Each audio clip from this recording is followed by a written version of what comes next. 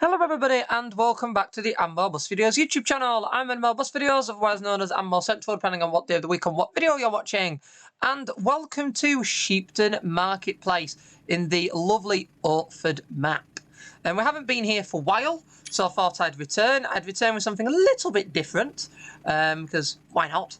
And take this lovely London C200, otherwise known as the ADL Enviro200 dual door, on the X90 service, the peak time service between Sheepton and Oatford.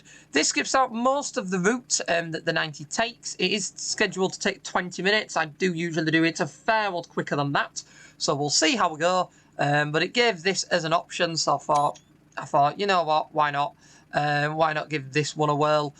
So that's just what we're going to do. We are driving in a new repaint. It's part of the Salisbury Red repaint pack, created by Brandon 2022. Salisbury Red's Park and Rides. It reflects two liveries, the actual Salisbury Red's part of Go Ahead Group branding for the Park and Rides, and also includes the small number of E200s that have gone over to Morebus, predominantly around Bournemouth for operation on the Morebus network, bearing in mind that Yellow Buses in Bournemouth closed, so Go Ahead ended up taking over all of the operation there. And they, believe it or not, even though we are talking about a year or two after that happened, they are still having quite a few sort of random vehicles lurking about. Not as many as they did. They have just got some E400 MMCs in that have upgraded the fleet slightly, but they do still have quite a few of these running around like this. Similar thing in Southampton, with the Doe Dennis Trident Olympus double-deckers running around in full London red with Blue Star branding on, the same kind of thing. So the blind's already set up. For some reason, the blind isn't wanting to show. I have got the Hanover mod that everybody seems to be promoting at the moment. And I didn't used to drive it because it wasn't that vastly released. However, now it seems to be a thing that most people have. I thought I'd drive with it. Tried to load it in, and it just hasn't worked. So we are driving without a blind. We're going to pretend we have a paper blind on, and we will get the bus and all loaded up and start making our way on the X90. Now, it has been a while since I last drove this route, so I'm going to have to put the route arrows on just to make sure I've got the right way. Now, what are we on? That clock has stopped on there. Okay. We are due to leave at 7:25, but the clock has stopped at 7:21.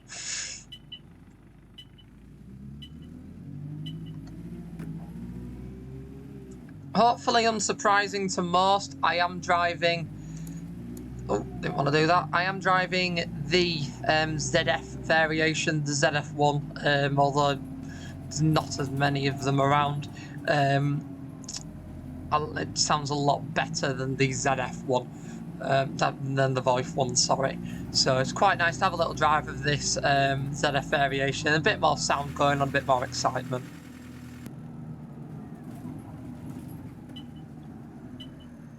So there we go, so we have skipped out the majority of the route now.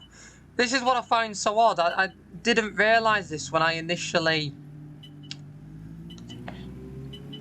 did the X90 for the first time. I thought it to go down some really random obscure road, stuff like that. It literally just follows the 90 to that point, and you don't realise, but the 90 goes all the way around everywhere, around the block, and then comes back. So it was it was a shock and a half when I turned down there, and it was, I think, about 60 seconds, and I was in Sheepton Marketplace. So it does show you that this route isn't as long as you think it is. That is a bit of a shame, because I thought the 90 was a rather extensive service, but clearly not.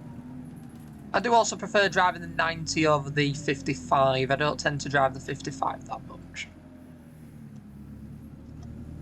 There we go. I'm going to pretend I didn't blind that car driver. Oh, well, I mean, it's just AI.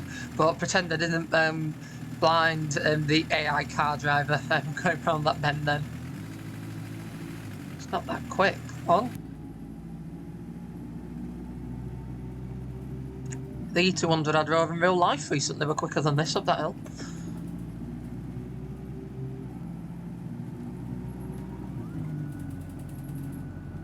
As I say, I mean, you can see with this, the dashboard controls are just so much nicer than these sort of other vehicles I've driven. I mean, it's just an incredibly friendly dashboard. I do personally prefer them over Scanias, purely because the dashboard is that friendly. It's very difficult to get lost on one.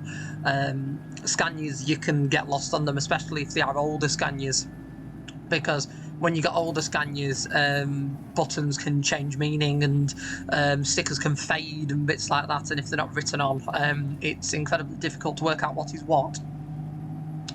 So yeah, it's quite nice to have an easy dashboard like this where you can just about figure everything out. That is quite nice.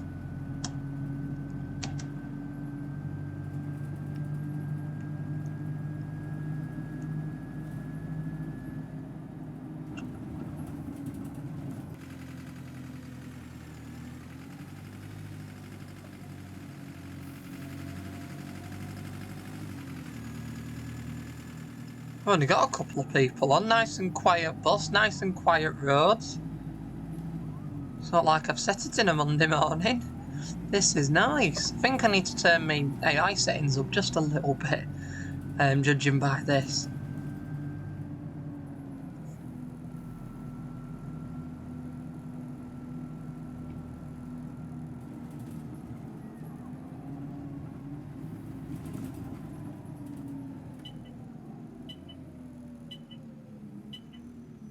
Oh, okay, I genuinely thought they were both going for the bus.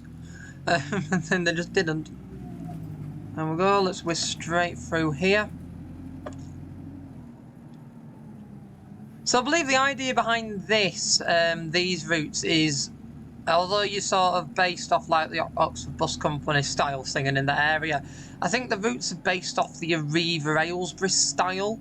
Where you have your main service like your 280, your 300, and then you also have your peak time express bus that doesn't necessarily run at peak times. I mean, there are a few peak workings on stuff like the X90, for example, and the X30. There are peak time runnings, but there's also some non-peak time runnings because they do also use the express services to put buses in the correct places at rush hour or just before rush hour.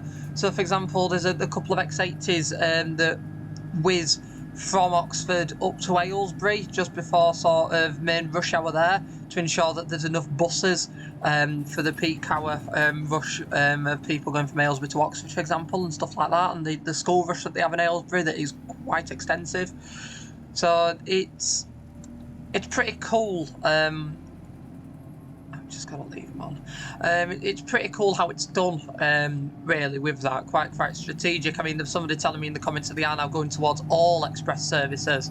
That will be an interesting thing. If that's actually the case, it'll be interesting because they've got to be careful how many areas they cut off, unless they are just getting rid of the more direct services and just running everything as an express via everywhere. That is a strategy. I don't like how the game's frozen. It is a strategy of sorts. Doing it like that. Obviously, advertising against competitors such as Redline, who predominantly compete against them on the High Wycombe and Oxford corridors. So I can understand why they advertise them as expresses in that respect.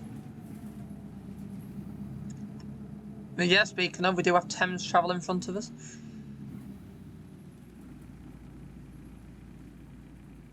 Thames Travel is an interesting operator. Very interesting. I've had some rather interesting experiences. I wouldn't necessarily say that good either, but I've had. You're picking that customer, that punter. I tried to say customer and punter at the same time. Words just didn't happen. Just the words. Yeah, they're picking up the punters at that stop.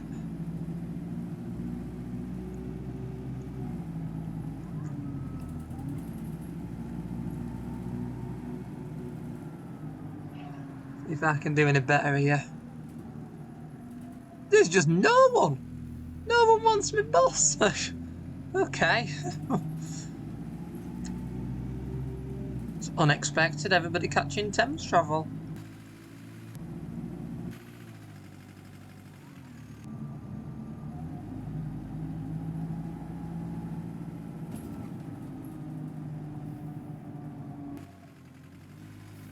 To be fair, if you were quite used to like orange and blue buses and you saw some ominous C200 in red and black with a blue sticker on the front, it would probably, with no destination blind, it would probably put you off trying to catch it, if I'm honest. So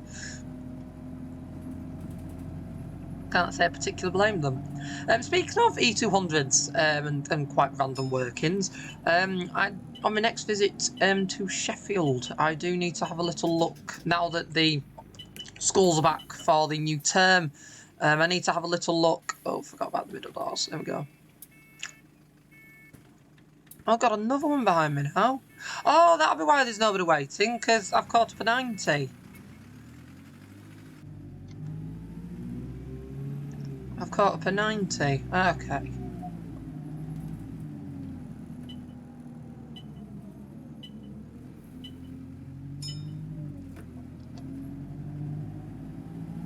But yes, there's an operator. I probably should know who it is. I don't think it's Central Travel.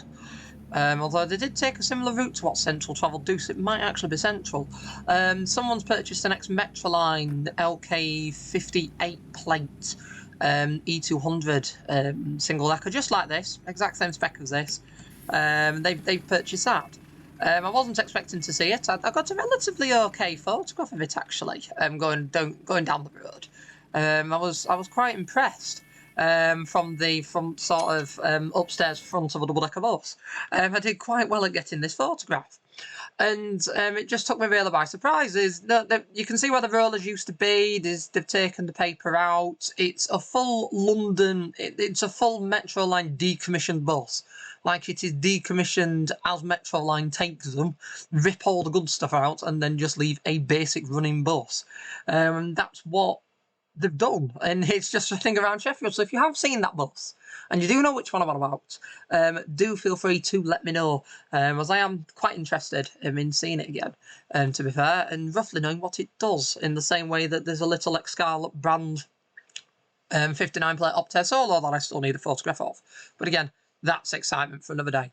In fact, we have done this route in record time. It only took me 11 minutes instead of 20 to do it, and I wasn't particularly rushing. That's probably why we ended up in front of the 90 that I imagine I should be parked behind. So yeah, shorter video than usual. I do hope you've enjoyed it though, something a little bit different. So yeah, a nice repaint, do enjoy it. Any excuse to drive this bus is always fun, and something a little bit different on the peak time X90. I was going to do the full 90 service, but when I spawned in, this was the next working available, so I thought, oh, we'll do the express, why not? So yes, with all that in mind, I really hope you've enjoyed this video. If you have, then do be sure to click that like button so that more people can find it and enjoy like you have. And if you haven't already, do be sure to subscribe to the Morebus Videos YouTube channel for more content like this from the simulation section, with videos twice a week, some of which are shorter videos like this, but there's also quite a few longer videos. So if you do love a proper adventure, you can find those videos in the OMSI 2 playlist and in upcoming videos. And do also be sure to check out the channel for an archive of just under 7,000 backseat and engine-focused public transport videos from the UK and beyond, with buses, trams, trains and more. There's something on there for everyone, with an additional 21 of those videos added every week. Once again, I'd like to thank you all for watching. I really hope you've enjoyed this one, and I will see you all in the next video, mate. Goodbye for now. Bye.